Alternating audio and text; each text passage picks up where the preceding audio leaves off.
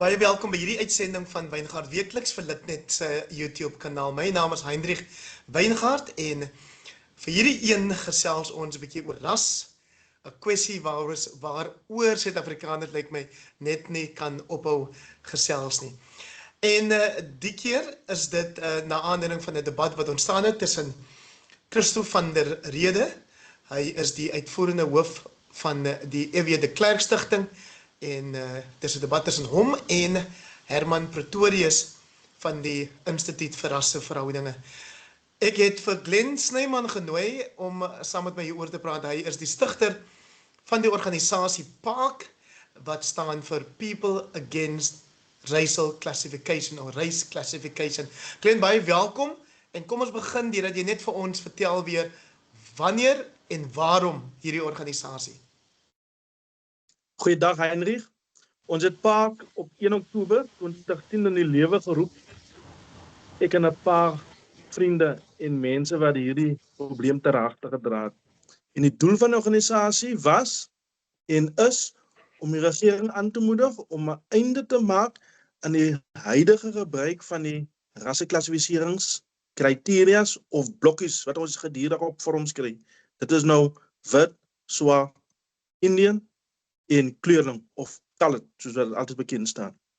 So ons wil dan vir die regering vra en wie die ook al die blokkies gebruik, om die gebruik daarvan te stop.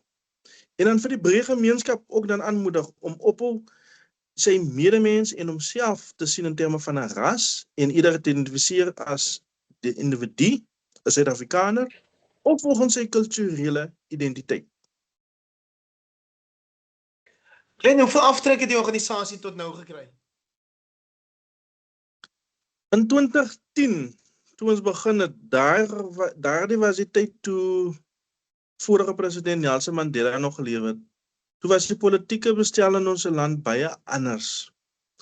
En ons het stadig aan, hoe meer ons bekend geword het, baie ondersteuning gehad. Want mense het gevoel, dis die rigting waarin ons as 'n land moet beweeg, weg van rasterme. Van 1994 het gekom vir vryheid vir almal en nie net 'n sekere groepie. Want net soos wat daar die een groep was onderdruk deur die ander groep en ons gevoel in 1994 moet ons almal gelyk behandel word onder die wet. En later jare het die 2010, 12, 15, 2019, die ondersteuning was daar, maar ek het gesukkel om in hoofstroom media in te kom. Want mense het nog gesien dat BE was nodig vir die land. En het altyd vir my gevra, maar jy is nou onnodig, ons moet die ongelykhede van die verlede regstel. Toe het ek gesê, maar ons moet die ongelykhede regstel, maar ons hoef nie teen mense te diskrimineer op grond van 'n velkleur nie. Arme mense, behoeftige mense het werk nodig, ongeag van hulle velkleur. En jy kry swart mense of bruin mense wat ryk mense is. Hulle het nie BE nodig nie in daardie tyd nie. En dan in 2020 was toe die keerpunt, die draaipunt, toe PAC heeltemal begin bekend raak het, toe die onderwysdepartement my aangekla het. Die onderwysdepartement het jou aangekla omdat jy op 'n aansoekvorm vir 'n pos jou ras as African aangedui het, is ek reg? Dis heeltemal reg. Hulle het my aangekla omdat volgens hulle records is ek 'n sogenaamde kleurling. En ek het gesê ek weier om voortaan aan te dui dat ek kleurling is. Daai is 'n woord wat ek verafskuw en ek beskou dit in dieselfde lig as wanneer iemand my die K-woord noem, soos wat hulle vir die swart mense noem. So daai 10 Oktober 2020, het groot aandag getrek, selfs internasionaal. Ons was op CNN uitgesaai en op BBC se kanaal en op die meeste kanale en mediahuise in die land. Kan ek jou nou vra, 6 jaar later, toe jy daai blokkie African wat in die taal van daai vorms swart beteken, gemerk het jy nie daarmee tog 'n rassekategorie aanvaar nie? Wel, ons het in beginsel as Paak besluit, ons gaan almal aanmoedig om eerder dan African dan af te tik, sodat almal dan bevoordeel word. Want die African blokkie staan tans in bevoordeling. So ons het almal aangemoedig om African af te tik, want ons almal is Africans. Dus ek kom ek African af te tik. En dit is nie vir jou in konflik met jou standpunt teen rasseklassifikasie nie. En dit klink vir my of jy African daar gekies het om jouself te bevoordeel op grond van ras. Nee, dit is nie in konflik nie, want selfs daai 4 definisies wat hulle daar stel, is kontroversieel, want die groepe pas nie by mekaar. Daar moes eintlik gestaan het, as jy velkleur gebruik, dan moet daar net velkleurig gestaan het. Dan moes daar gestaan het swart of black, bruin, brown, wit, white of yellow, geel, dan vir Indian. Maar African, almal is Africans. Goed, klein kom ons vat 'n stap terug. Ekskuus, wou jy iets byvoeg? Nee, ek wil net sê dat die blokkie self, die 4 sodat dit gegee word aan ons, is self verwarrend. Goed, so kom ons neem 'n stap terug. Hoe definieer jy apartheid? Ek definieer apartheid op grond van waar een groep, die sogenaamde blanke mense, diskrimineer teen 'n ander groep, almal wat nie blank is nie, swart, bruin mense, Indians. So dit is wat apartheid was. Dis een groep wat teen 'n ander groep gediskrimineer het en die wetgewing in sy guns gedraai het. Wat het mense wat nie as wit geklassifiseer was of blank nie, in die proses verloor of moes opoffer? Prysgee. Hulle het baie verloor. Hulle het geleenthede verloor, hulle grond verloor, hulle het hulle huise verloor. Maar vir my een van die grootste dinge wat hulle verloor het, waarvoor ek sien baie min mense voor beklei, is hulle identiteit. Want geen mens wat nie sy identiteit ken nie, kan 'n suksesvolle mens wees in die land. Jy weet nie wie is jy weet nie waar jy op pad is nie, jy weet nie hoe om jou te gedra nie, jy ken nie jou waardes nie, dis wanneer jy nie jou identiteit ken nie. En ek wil vir die leiers van hierdie mense vra, hoe kan jy jouself 'n leier noem van die mense en jy ken nie eens die mense se naam nie?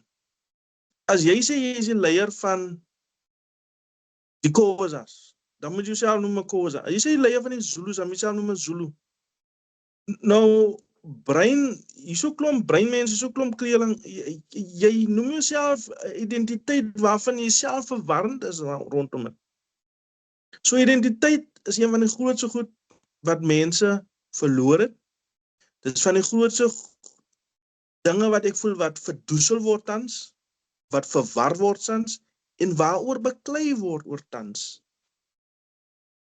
Hoe reageer jy op die mense wat na hulle self as bruin of colored verwys en dit dan voorhou as hoe hulle self identifiseer, wat hulle beskou na 94 in 2026 as hulle identiteit? Ek het geen probleem met mense wat hulle self identifiseer as bruin, colored of kleerling nie. Dis sy reg. Dis ook elkeen sy reg om homself as wit of swart of Indian te identifiseer. Al wat ek net sê is, gee 'n ander persoon ook dan die reg om dan nie dit te wil wees wat jy jouself mee vind self gee. Want mense wil hulle definieringe op ander afdruk. Soos ek nou net gesê het, ek aanvaar 'n kultuuridentiteit, want dis baie mooi. Dis gekoppel aan geloof, dis gekoppel aan customs, kulture, gedrag, tradisies, ja. tradisie, kos, Daai is mooi. Dis wat mense wil aan vashou. Dis wat mense voel, dit maak my Afrika. Dit maak my hierdie kultuur.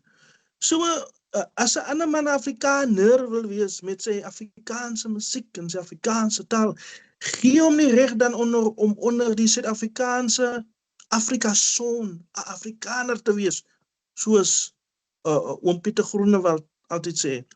Gee die ander man 'n kans dan om 'n Zulu te wees. Gee my dan die kans om 'n Khoi man, 'n Khoi persoon te wees in Oudtshoorn, Suid-Afrika. Ek soek dan daai reg en daai geleentheid, want my geloof, my taal, wie ek is daarin gekoppel.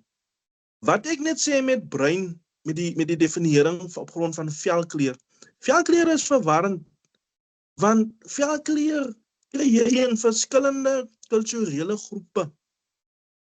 En velkleur is 'n maklike, goedkoop, lui, intellektuele, lui identificeringsmanier om mense uit te ken.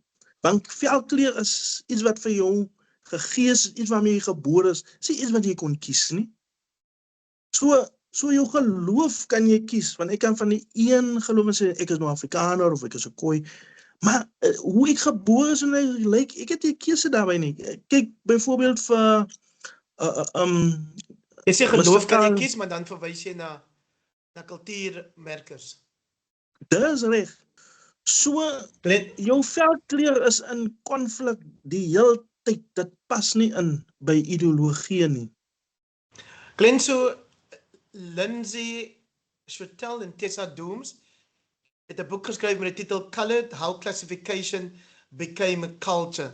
En hulle punt was basies dat as mense na hulle self as colored verwys, is dit nie 'n vasklou aan die rasseklassifikasie ingevolge die wet op bevolkingsregistrasie, wet 38 van 1950 nie, maar dat dit eerder 'n vasklou of 'n omhelsing is van 'n bepaalde kultuur. Het die kultuur uit die klassifikasie uit ontstaan, of is die kultuur geklassifiseer as 'n ras uiteindelik? Ek het persoonlik saam met Tessa Dooms gesels op verskeie kere. En ons het na 94 programme wat ons noem regstel. Dit kom BE daar is. Regstel van werk, grond, hervorming. Nou net so het ons ook glo ek moet ons het identiteitshervorming, identiteitsregstel. So as ons in 'n nuwe Suid-Afrika aanhou met identiteitsname soos colored en kleurling, wanneer stel ons dan nou die identiteit reg? So mense wat na 94 gebore is of volwasse mense begin word het, kan nie nou al daai as 'n identiteit, ook kan ons sê wettige identiteit vestig vir ons almal nie, want ons is nog tans besig in die proses om ons verlore identiteit reg te stel. So dit dring in met ons geleentheid om in 'n nuwe Suid-Afrika ons identiteit reg te stel. So ek dink dis 'n bietjie voortvarend vir hulle. Ek dink dit maak die mense wat dan as die Khoisan groepe geïdentifiseer word moeilik. Die ander probleem wat ek het met daai identiteite is, dis polities gedrewe. Mense wat politiese tuiste soek of mense wat enige politiese voordele soek, dit is waaraan dit gekoppel is. So jy gaan nie vir mense wat polities op grond van wat ook al hulle identiteit is, saamkom, die reg om dit te doen nie, ten spyte van die grondwet wat sê elkeen het die reg tot gathering of samekoms of jou assosieer met enige bepaalde groep. Ons noem dit die reg tot selfbeskikking en selfidentifisering. Ja, hulle het die reg tot selfidentifisering, maar wanneer twee identiteite in eenselfde vir eenselfde groep meeding, dan raak dit verwarrend. Dan kom jy by die punt waar mense vra, maar hoe moet ons julle noem? Die een vir afstoot hierdie naam, die een vir afstoot daardie naam. So dan kry jy sulke situasies. Nou die ander probleem ook is, ons kan nie van bruin of colored in isolasie praat sonder om te praat van wit en swart nie. Hoeveel verskillende witgroepe is daar nie? Wit is mos nie wit alleen, wit nie. Om 'n Duitser te wees, Italianer is 'n nasionale identiteit. Dit staan nie alleen nie. En wat is die identiteit van jou Engelse Afrikaanse of jou Engelse blanke? Het ons daai vraag dan afgevra. Het jy my vraag beantwoord oor of mense die reg het om op grond van hulle ras saam deel te raak met ander van 'n bepaalde politieke party? Hulle het die reg, ja. Glenn, so Hulle het jy het verwys na regstelling en dit is juist waaroor die debat gaan tussen Christo van der Rede van die F.W. de Klerk Stichting en Herman Pretorius van die Instituut vir Rasseverhoudinge. Van der Rede sê, dan moet regstelling plaasvind, met ander woorde, regstellende aksie of swart ekonomiese bemagtiging moet geskied, en jy weet, dit geskied op grond van ras. korrek. Wat is jou mening daaroor? My mening is, ons kan nou maar stop daarmee, deur die feit dat dit op grond van ras geskied. Want ons sit nou met 'n nuwe generasie, wat al aanbeweeg het. Ons sit met 'n nuwe generasie wat al geleenthede gekry het. Ons sit met 'n nuwe generasie wat geleenthede het. Ons kan ook nie aanhou diskrimineer teen jou wit groepe nie. Is ook nie al die wit mense wat rykdom geërf het nie. Miskien sy familie dat plase besit nie.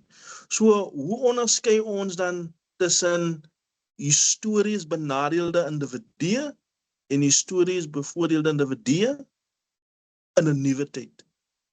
So dit maak ras op grond van daai keuses maak dit baie moeilik.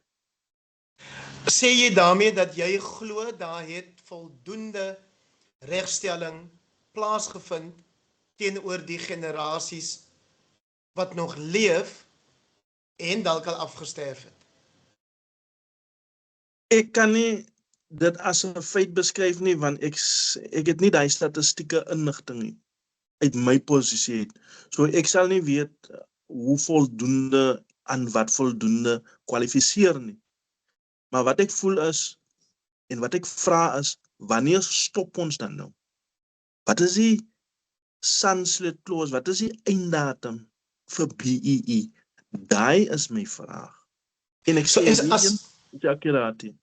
Ekskuus, so as ek die argument van Christo van der Rede reg verstaan, dan sê hy self en die F.W. de Klerk Stichting is gekant teen voortgesette rasseklassifikasie, maar hy aanvaar dat jy tans nog ras nodig het om die regstelling in werking te stel. Om so stelling te maak is baie dubbelsinnig. Jy is of vir iets of teen dit. Ek pak ons is teen rasseklassifisering, ons is teen regstelling op grond van 'n ras. Punt. Ons voel dit moet nou al stop. Wat is jou mening oor Herman Pretorius wat sê of beweer of aanvoer dat Van der Rede se argument kom eintlik maar daarop neer dat jy weer terugkeer na daai era van die potloodtoets waar dit bepaal is of mense bruin of swart is? Heinrich, dit is moeilik om seker namens ander te praat of te kan presies sê wat hulle verduidelik of wat hulle bedoel.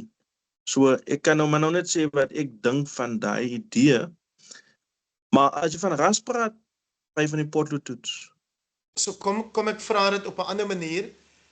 Is dit regverdig om die gebruik van ras vandag gelyk te stel of te vergelyk met die gebruik van ras voor 1994?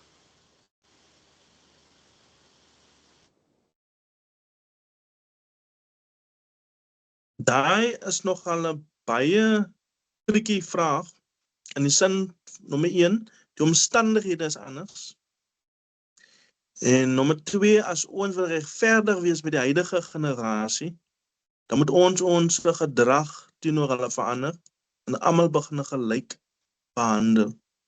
So ek sou sê, dis 'n onredelike vergelyking met die hede, met die verlede, want die omstandighede was anders. Stem jy saam wanneer Herman Pretorius ook sê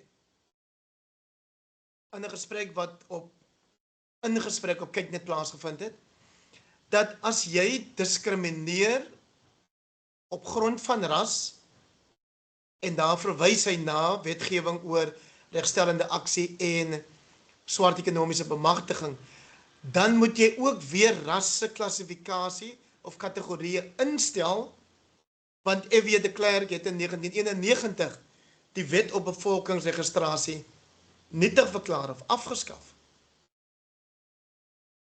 Hy is reg as hy dit so noem, as ons weer regstellende aksie wil gebruik of aanhou daarmee, dan moet ons, of dan gaan dit ons dwing om die rasse-klassificeringskriteria van die verlede te gebruik.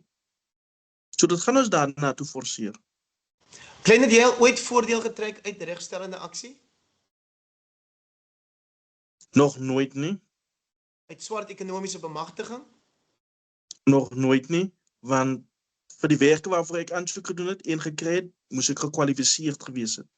So kom ek vra jou dan of daar enige familielede is of vriende van jou wat deur regstellende aksie bevordering gekry het of wat 'n kontrak by die plaaslike munisipaliteit argumentshalwe gekry het, danksy swart ekonomiese bemagtiging. Ek gaan jou 'n blaatante nee as 'n antwoord gee. En dan my familie is ook nie in besigheid dat hulle, jy weet, vir tenners en so aansoek doen nie. Ons is maar onderwysers, meeste van ons. So daai's 'n blaatante nee. Ons is nie bevoordeel deur regstellende aksie nie. Plus, die stelsel, die aparte stelsel van die verlede, waar hulle mos nou sê, jou breinmense is bevoordeel. Ons kan nie vir daai tyd vir die regering sê, behandel sekere mense so en sekere mense anders nie. So dis goed wat nie in ons hande is nie. So,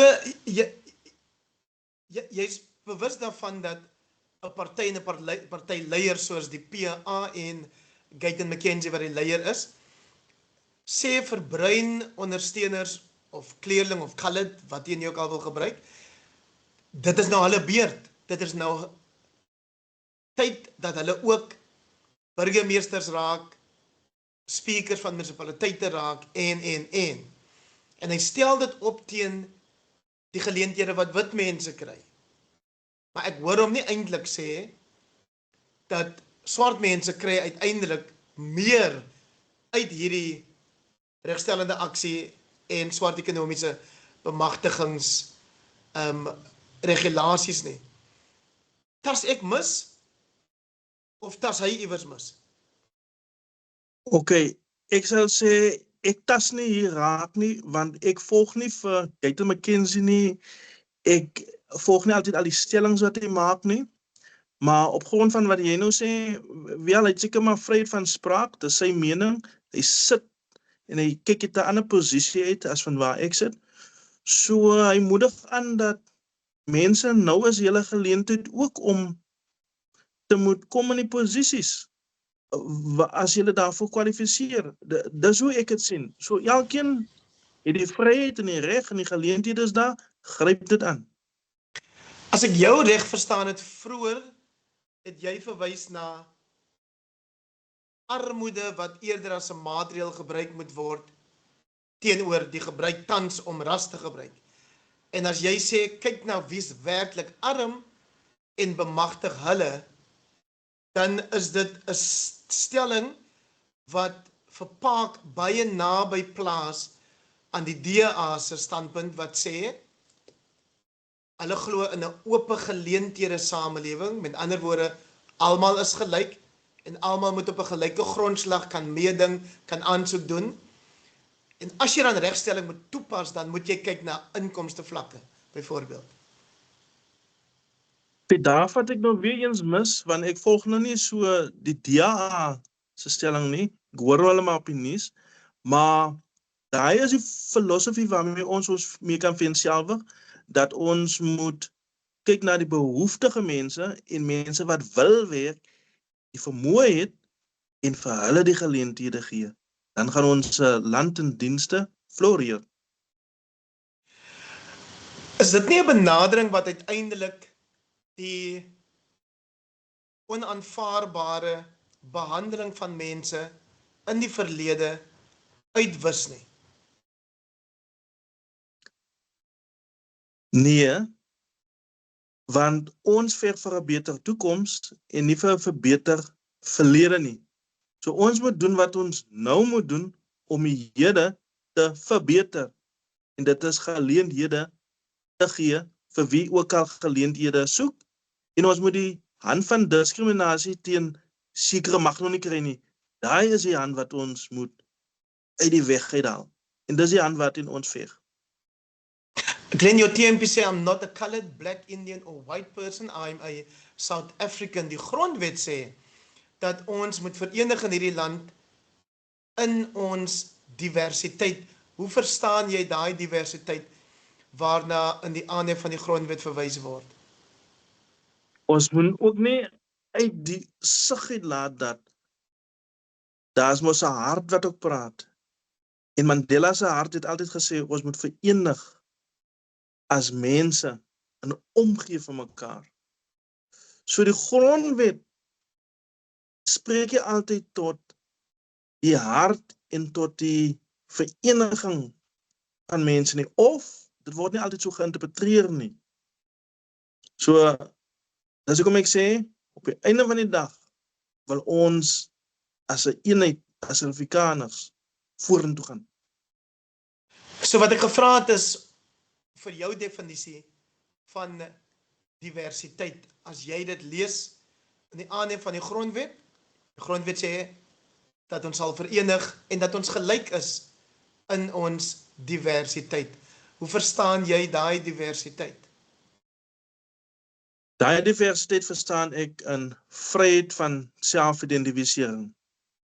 So, daar is ruimte om jou te identifiseer, net soos jy wil, en daar is ruimte om te wees, jou kultuur uit te leef, soos wat jy verkies om te doen. Dis hoe ek dit verstaan. 'n Laaste vraag, want jy het ook verwys na die Khoi identiteit en jouself die stigter van die Oudtshoorn Khoi gemeenskap, groepering. Die MK-party het nou gesê hulle voel daar moet weer behoorlik aandag gegee word aan die grondkwessie of grondhervormingskwessie. En hulle argument is dat jy moet verder terugkyk as 1913 om grondhervorming toe te pas. Wat is die Oudtshoorn Khoi gemeenskap se standpunt oor grondhervorming? Wat ook as 'n vorm van regstelling soos regstellende aksie en swart ekonomiese bemagtiging beskou word. Ons standpunt is, mense het al grond gekry. So die regering het nou al, ek dink die laaste persentasie wat ek van gehoor het was 15% of 500% van grond teruggegee aan mense. So van 1994 af is die proses aan die gang. Ons weet van mense wat hier in Duitsersdorp en oral hulle die grond gekry het, maar die grond is toe maar weer verkoop vir geldjie. So daai proses is aan die gang. Daai prosesse moet aangaan. En solank die prosesse net regverdig geskied en die mense wie se grond dit was teruggegee word aan hulle, en solank die mense wat die grond kry, dan net die grond gebruik soos wat dit gebruik moet word, dat daar nie agteruitgang is nie. So Dis die laaste dit is dit. Ekskuus. Hier's 'n laaste vraag vir jou. People Against Racial Classification sê rasseklassifikasie moet weggedoen mee word. Is die beter respons nie eerder dat daar met rassediskriminasie weggedoen moet word nie. Moet julle nie julle naam verander na PARD nie, People Against Racial Discrimination nie. Dis nou 6 van die een en 'n dosyn van die ander een. So dit kom maar so basies op dieselfde neer. So Okay. ja, Glenn Snyman, doen weg met ras. doen weg met ras. Glenn Snyman, baie dankie vir jou tyd. Baie sterkte met die werk vir jou en vir die werk waarmee jy en jou organisasie besig is. Baie dankie Heinrich.